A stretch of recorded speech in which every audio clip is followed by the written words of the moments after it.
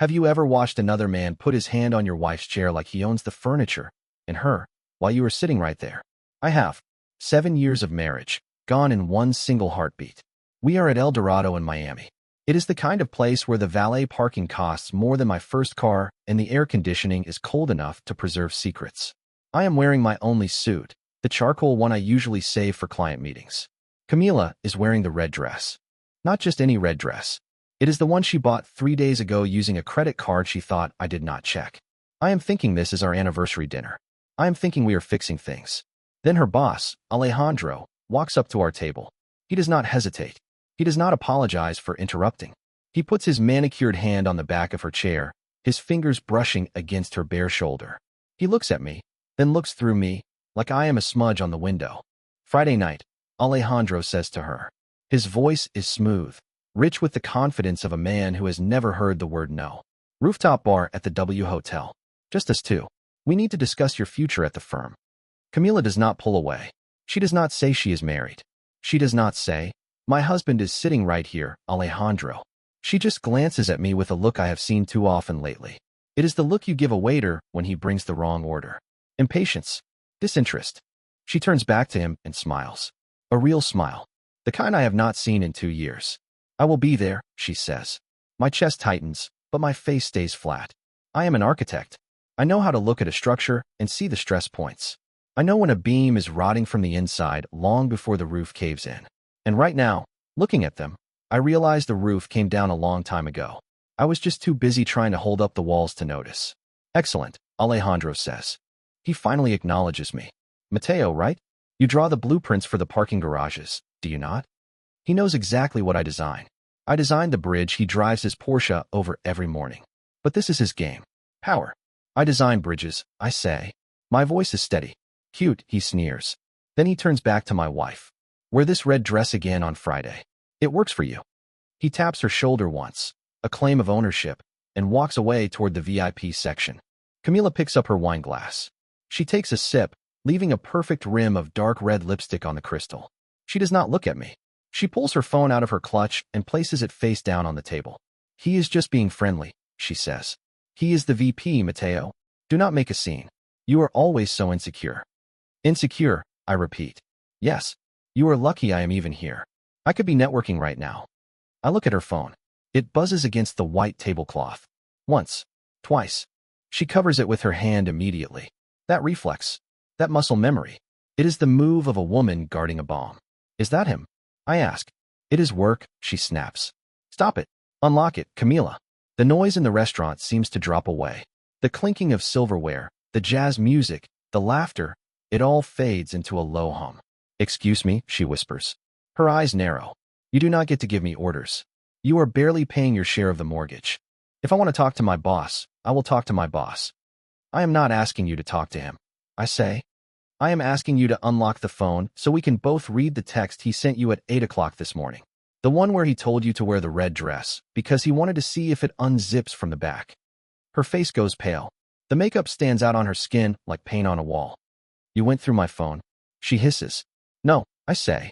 I linked your cloud account to the family iPad 3 months ago when you asked me to fix the screen brightness. You never unlinked it. I reach into my jacket pocket. I do not pull out a weapon.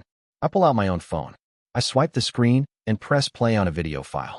I set it down on the table between the candle and the bread basket. It is a screen recording. It shows their chat log scrolling. Months of it. The late-night meetings that never happened. The hotel receipts. The jokes about me. The jokes about how I am boring. How I am safe. How I am a placeholder until Alejandro leaves his wife. Turn that off, she says. Her voice shakes. Mateo, turn that off right now. No, I say. Alejandro must have been watching from across the room because he is coming back. He sees her face. He sees the phone. He smells smoke. Is there a problem here? He asks. He steps right up to the table, looming over me. Is he bothering you, Camila? I stand up. I am 6 feet tall, same as him, but tonight I feel 10 feet tall. We are just watching a movie, Alejandro. I say. It is a romantic comedy. Would you like to see the part where you tell my wife she is wasted on a loser like me? Alejandro laughs. It is a dry, ugly sound. Listen, pal, he says. He steps into my personal space. You are embarrassing yourself. She is leaving you. Everyone knows it. I am just doing you a favor and speeding up the paperwork. Now sit down and finish your pasta before I have security throw you out into the street. He reaches out to shove my shoulder. That is the mistake. You can insult a man's job. You can insult his clothes. You can even steal his wife if she wants to be stolen. But you do not put your hands on him when he is standing on the wreckage of his life. My reaction is not angry. It is precise. It is the release of tension in a steel cable. I do not throw a wild haymaker. I step in, pivot my hips, and drive a straight right hand directly into his jaw. The sound is sickening. It is a wet thud, bone colliding with bone. Alejandro does not stumble. He flies. He crashes backward into a waiter carrying a tray of champagne. The sound of shattering glass fills the entire restaurant. It sounds like applause. Camila screams, "Mateo, what have you done?" Alejandro is on the floor, groaning, holding his face. Blood is already seeping through his fingers. The restaurant is silent. Every eye is on me. I look down at my hand. My knuckles are red. For the first time in 7 years, I do not feel tired. I feel clarity. Security is running toward us from the front door. 2 large men in black suits. I do not run. I do not fight. I simply straighten my tie. I look at Camila. She is staring at Alejandro with horror, but she is not moving to help him. She is calculating. Always calculating. I reach for my left hand. The gold band feels heavy. I slide it off. It leaves a pale circle of skin on my finger. I pick up her glass of expensive red wine. "Here," I say. I drop the ring into the wine. It sinks to the bottom with a soft clink. "You can fish that out," I tell her. "Maybe you can pawn it to pay for the lawyer you are going to need." The security guards grab my arms. I let them. I do not resist. "I am leaving," I tell them. "You do not need to drag me." As they escort me toward the exit, I stop and turn back to the table one last time. Camila is holding a napkin, looking between me and her bleeding boss. "Oh, and Camila?" I call out. My voice carries across the silent room. "Do not try to pay for the dinner with the joint platinum card." She blinks, confused. "I reported it stolen and canceled it 5 minutes before we sat down." I say, "I hope Alejandro has cash." I walk out into the humid Miami night. The sirens are already wailing in the distance, getting closer. I lean against the wall of the restaurant and take a deep breath. The air smells like rain and exhaust, but to me, it smells like the first breath of air after being buried alive. I wait for the police. I am going to jail tonight. I know this, but for the first time in my life, I am not worried about the consequences. I am just glad the show is finally over. County holding is not built for comfort. It is built to make you feel small. They take your belt, your shoelaces, and your wallet. I sit on a metal bench in a cell that smells of bleach and bad decisions. A drunk man in the corner is snoring like a broken chainsaw. But for the first time in years, my mind is quiet. I am not wondering where Camila is. I know exactly where she is. She is likely trying to explain to the police why her husband just knocked out one of the city's biggest developers. I use my one phone call. I do not call family. I call Sophia. Sophia and I went to university together. She graduated top of the class and now runs her own firm. She is the kind of lawyer who eats sharks for breakfast. "Mateo," she answers on the second ring. "Please tell me you did not actually punch Alejandro Vega." "I did," I say. "It was solid contact. I am on my way." 2 hours later, the heavy metal door slides open. Sophia walks in. She is wearing a trench coat and holding a briefcase like a weapon. She sits across from me in the interview room. She does not look worried. She looks impressed. "You are famous," she says, sliding a tablet across the table. "Someone filmed it. 2 million views in 3 hours. They are calling it the anniversary knockout. Comments are 50-50 between calling you a hero and a lunatic." "I need to get out, Sophia. Bail is posted," she says. "But we have a bigger problem. Camila called me. She is moving fast. She has already filed for an emergency restraining order and divorce. She is demanding exclusive use of the house, the SUV, and she wants a freeze on all joint accounts." I lean back. "Let me guess.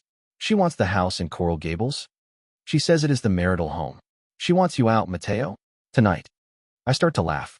It is a dry, rough sound that makes Sophia frown. "Why are you laughing? This is serious. Florida is an equitable distribution state. She could drag this out for years." "She can try," I say. "But she forgot who she married. I plan structures for a living, Sophia. I anticipate loads and hurricanes." "What did you do?" "The house," I say calmly. "It is not ours." Sophia pauses. "What do you mean?" 5 years ago, when she started coming home late, I transferred the title. The house belongs to the Santiago Family Trust. My mother is the beneficiary. I am just the trustee. Camila signed the quitclaim deed thinking it was refinancing paperwork to lower the interest rate. She never read the fine print. Sophia's eyes go wide. A slow smile spreads across her face. You legally evicted your own wife 5 years in advance. I protected my asset. I correct her. She does not get a single brick. We walk out of the precinct into the blinding morning sun. The humidity hits me instantly. And there she is. Camila. She is standing by her car, arms crossed, wearing oversized sunglasses to hide her eyes.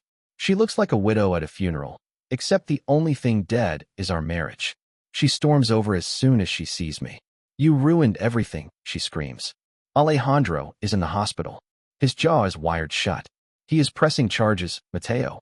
Assault and battery. You are going to prison. Sophia steps forward, but I put a hand out to stop her. This is my fight. I am not going to prison, I say. He has the best lawyers in Miami. Camila yells. He will destroy you. He will sue you for every penny you have. And I will help him. I am taking the house, Mateo. I am taking the car. I am taking it all as compensation for the trauma you caused me. The house belongs to my mother. I say. Check the deed. You are just a guest. And as of this morning, your guest privileges are revoked. Her mouth opens, but no sound comes out. The confidence cracks. You are lying. Call your lawyer, I say. But before you do that, you should call Alejandro. Why? She spits. To apologize? No, I say. I pull my phone out. It was returned to me with my shoelaces. To tell him I have the backup from your phone. So what? You have texts. Adultery is not a crime. I am not talking about the texts, I say. I lower my voice. I am talking about the photos in the hidden folder. The ones from the office party last month. The ones where Alejandro is chopping lines of white powder on his glass desk in the executive suite. Camila freezes. She stops breathing. Possession with intent to distribute. I say. That is a felony. And since he is using company property, that is corporate fraud. If he presses charges against me, those photos go to the DEA and the board of directors within 5 minutes. She stares at me like I am a stranger. She has never seen this side of me. She thought I was the quiet architect who drew lines on paper. She forgot that I also know how to use dynamite. You would not, she whispers. Try me, I say. Tell him to drop the lawsuit. Tell him to disappear. And you? You have 24 hours to move your things out of my mother's house. If you take so much as a toaster that I paid for, I release the photos. I turn to Sophia. Let's go. I need a coffee. I walk away, leaving my wife standing on the sidewalk. She pulls out her phone, her hands shaking so hard, she almost drops it. I get into Sophia's car. The leather seat feels cool. That was brutal, Sophia says as she starts the engine. Remind me never to cross you. I am just getting started, I say. But I was wrong about one thing. I thought I had neutralized the threat. I did not know that Alejandro was not just a drug-using executive. He was desperate, and desperate men do not play by the rules. As we merge onto the highway, my phone pings. It is an email, not from Camila, from my own company. Subject, immediate termination. I open it. Effective immediately, your employment is terminated due to gross misconduct and violation of the moral clause. Security will escort you if you return to the premises. I stare at the screen. Alejandro moved faster than I thought. He did not sue me. He called his friends on the board. He cut off my income. I look out the window at the Miami skyline. Bridges, towers, condos. I helped build half of them. Now, they are trying to bury me under them. Drive to the office, I tell Sophia. Mateo, you are fired. You cannot go there. I am not going there to work. I say. I am going there to get my personal files. Specifically, the structural integrity reports for Alejandro's new luxury high-rise. The ones he told me to ignore. The game has changed. This is no longer about a marriage. This is war.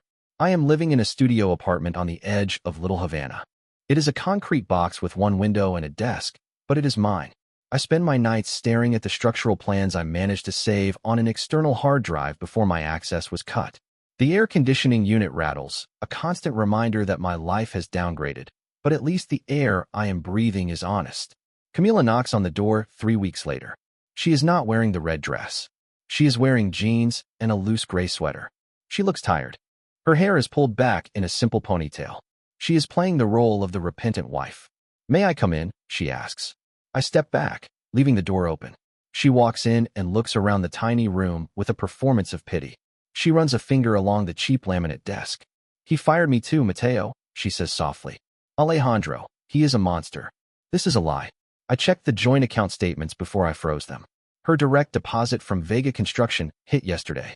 She is still on the payroll. What do you want, Camila? I want us back, she says. She turns to face me, eyes shimmering with tears. I made a mistake. I was blinded by the lifestyle. But being here, seeing you, I realize what I lost. We can fix this. We have to. For the family. We do not have a family. I say, my voice flat. We have a court date. That is just it, she says. Her voice drops to a whisper. She places a hand on her stomach. I went to the doctor yesterday. I am pregnant, Mateo. It is yours. The room goes silent. This is her ace in the hole. She knows I always wanted a son. She thinks this biological anchor will make me tear up the divorce papers and hand her the keys to the house in Coral Gables. She watches my face, waiting for the crack in my armor. I walk to my desk. I do not reach for a tissue. I reach for the bottom drawer. I take out a blue medical folder and toss it onto the table between us. It slides across the surface and stops at her hip. Read it, I say. What is this? It is a discharge summary from Mercy Hospital, I tell her. Dated 3 years ago. I had a vasectomy, Camila. I never told you because you were always too busy networking in hotel bars to notice I was recovering on the couch for 2 days. She freezes. Her hand falls from her stomach as if burned. The color drains from her face, leaving it gray and sharp. The innocent act dissolves instantly. The tears vanish. You trapped me, she snarls. No, I say. You trapped yourself. If you were pregnant, you should send the ultrasound to Alejandro. Maybe he can pay child support from his prison cell. Get out, I say. She turns to leave, her eyes full of hate. But as she opens the door, a process server is standing there, hand raised to knock. He looks past her and points a finger at me. Mateo Rivera? Yes. He hands me a thick envelope. You have been served. Camila stops in the hallway. She smiles. It is a cold, victorious smile. I told you he would destroy you, she says. Good luck, Mateo. I close the door and rip open the envelope. It is not about the fight. It is a civil lawsuit filed by Vega Construction. Alejandro is suing me for $5 million. I read the complaint. Theft of intellectual property. He is claiming that the designs for the Biscayne Bay Bridge, my masterpiece, the project that defines my career, were created by him. He has filed a copyright claim. He says I stole his sketches and presented them as my own. I flip to the evidence page. My stomach drops. There are copies of digital files. They look like my files, but the timestamps have been altered. They show a creation date from 2 weeks before I even started the project. How did he do this? Then I remember. The laptop. I used the company laptop for the initial drafts. I worked from home, on the secure server. Alejandro has administrator access. He did not just fire me. He went into the back end, changed the metadata, and framed me. If he wins, I do not just lose money. I lose my license. I lose my name. I will be branded a fraud forever. My phone rings. It is Sophia. Do not panic, she says. She clearly saw the filing online. He altered the timestamps, Sophia. He is trying to steal my bridge. We need leverage, she says. The drug photos are not enough anymore. This is professional sabotage. If we release the photos now, he will say it is a desperate smear campaign by a disgruntled employee who stole his work. I need to prove the design is mine, I say. I need the original sketches. Where are they? I did not start on the computer, I say. I started on paper. I have a physical sketchbook. It is still in my locker at the site trailer. Mateo, Sophia warns. You are banned from the premises. If you set foot on that construction site, you will be arrested for trespassing. That is exactly what Alejandro wants. The demolition of the old trailer is scheduled for Friday, I say. He is tearing it down to put up a new sales office. If I do not get that sketchbook by tomorrow night, the proof is buried under tons of concrete. I hang up. I am not an architect anymore. Tonight, I have to be a thief. It is 2 in the morning. The construction site is a graveyard of steel beams and shadows.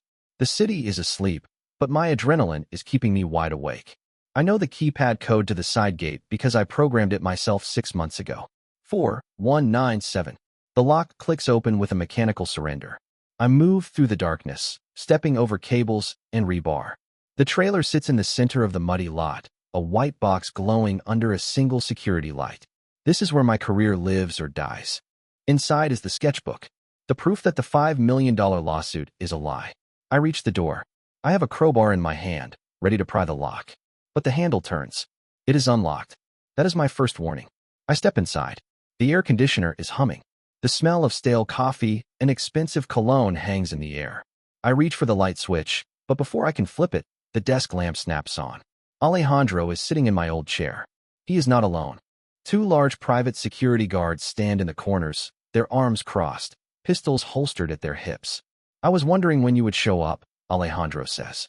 His speech is slightly slurred from the wired jaw, a souvenir from our dinner. You are predictable, Mateo. Like a math equation. I stand in the doorway. There is no way out. The guards block the exit. Give me the book, Alejandro. This book. He lifts the black sketchbook from the desk. The one that proves you drew the bridge first? The one that saves you from bankruptcy? He pulls a gold lighter from his pocket. He flicks the wheel. The flame dances, yellow and hungry. He touches it to the corner of the pages. The paper catches instantly. He drops the burning book into the metal trash can beside him. Now it is just ash, he says, smiling through the pain in his face. And you are trespassing. My guards will testify that you broke in and tried to burn down the office to destroy company property. I am adding arson to the lawsuit. I watch the fire. I do not move to put it out. I do not fight the guards. I simply lean against the doorframe and put my hands in my pockets. Why are you not panicking? Alejandro asks. The smile fades. I just burned your life. No, I say calmly. You just burned your insurance policy. What are you talking about? That sketchbook did not just have the design, I explain. It had the corrections. The soil samples from last week showed a sinkhole forming under pylon 4. I wrote the new load calculations in red ink on page 50. I was going to reinforce the foundation before the pour on Tuesday. Alejandro stands up. There is no sinkhole. There is, I lie. I look him straight in the eyes.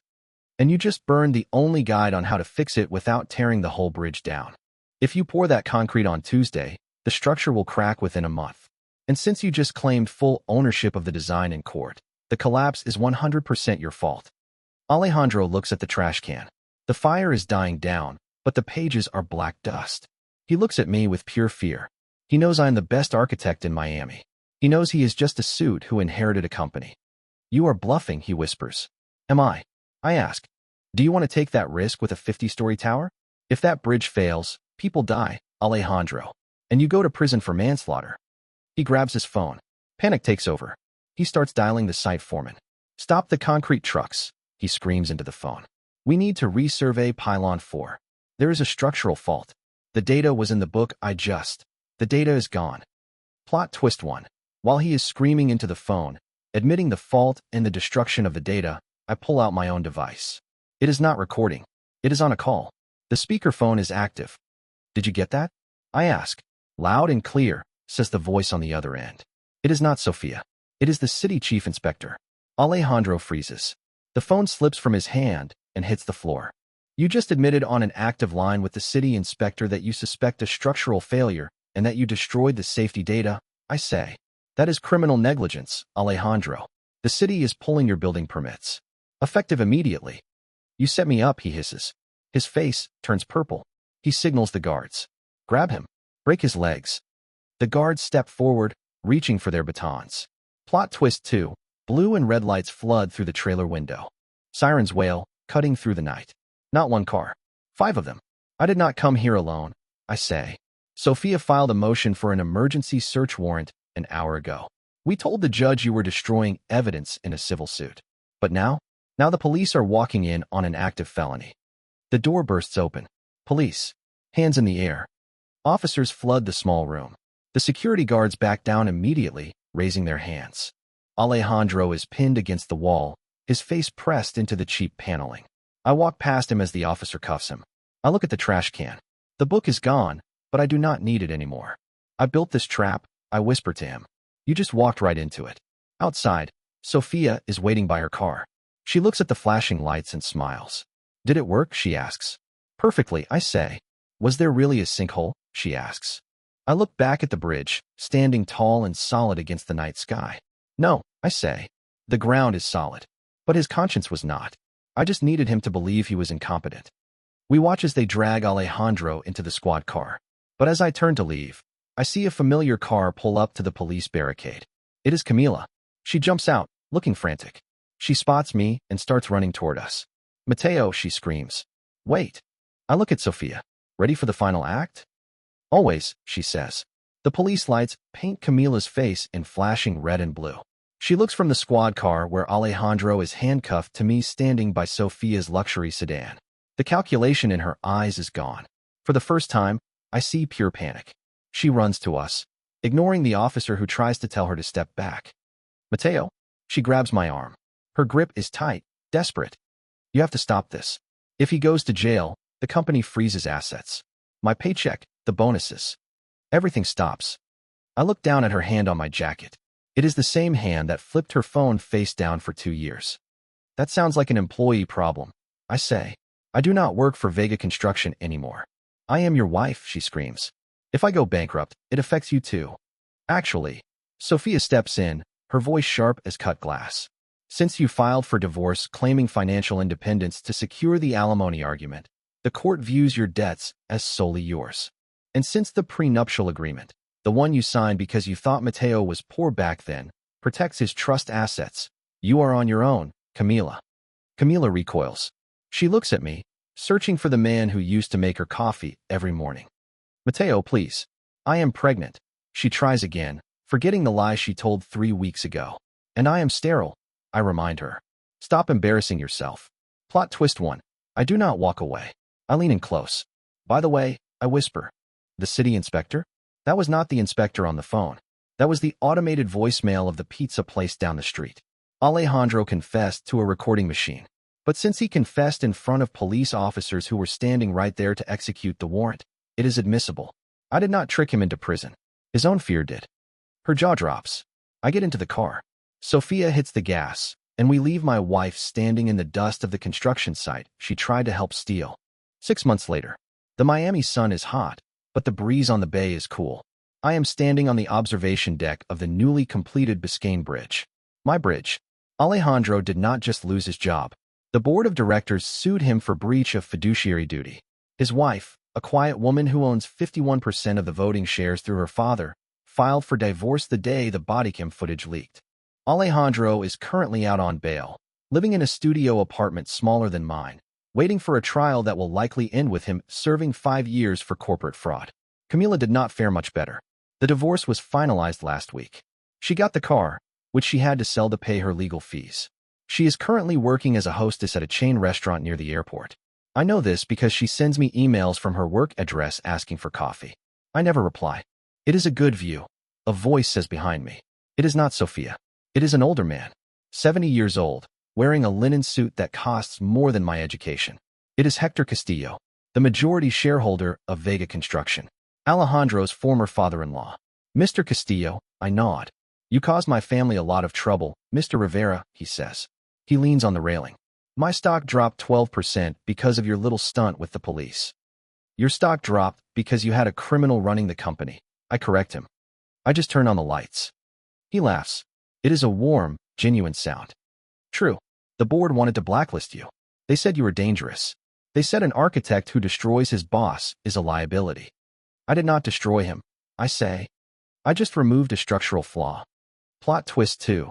That is exactly why I am here, Castillo says. He hands me a thick envelope. We fired the entire executive team this morning. I am restructuring. I need someone who understands that the foundation matters more than the paint. I do not want you to work for us, Mateo. I look at the envelope. I want you to run it, he says. I am offering you the position of Chief Operations Officer. You will have full creative control. And your first task is to rebrand the company. Remove the name Vega. Put your own name on the door if you want. I stare at him. The man whose son-in-law tried to ruin me is now handing me the keys to the kingdom. Why? I ask. Because you are the only man in this city who had the chance to steal $5 million and chose to tell the truth instead, he says. Competence is common. Integrity is rare. He walks away, leaving me with the offer of a lifetime. Sophia walks up a moment later, holding 2 coffees. She sees the envelope. She reads the logo. She looks at me. Did you just become the boss of the man who fired you? She asks. Technically, I say. I became the boss of the man who is currently cleaning tables at the airport. She smiles and hands me my coffee. We stand there, shoulder to shoulder, looking out at the skyline. So, she says, now that the case is closed and you are a powerful executive, Are we still strictly professional? I look at her. She fought for me when I had nothing. She stood by me in the fire. I say, taking her hand. I am ready to start a new project. My phone buzzes. It is a notification from Instagram. Camila has tagged me in a photo. It is a picture of us from 5 years ago, with the caption, "Missing my soulmate. Life is empty without you." I look at the screen. I look at Sophia. I look at the bridge that connects the city. I do not block Camila. I simply delete the app. Some structures need to be renovated. Others just need to be demolished so you can build something better in their place. I learned the hard way that you cannot build a life with someone who is always looking for an exit. But standing here, with the sun on my face and a hand I can trust in mine, I realize something. I did not lose 7 years. I spent 7 years clearing the site. And now? Now the real work begins. Karma is not magic. It is engineering. If you build your life on lies and use people as stepping stones, do not be surprised when the ground collapses under your feet. But if you stay solid, if you do the work and keep your hands clean, you do not just survive the crash. You end up owning the building. Subscribe if you are ready to stop apologizing and start building.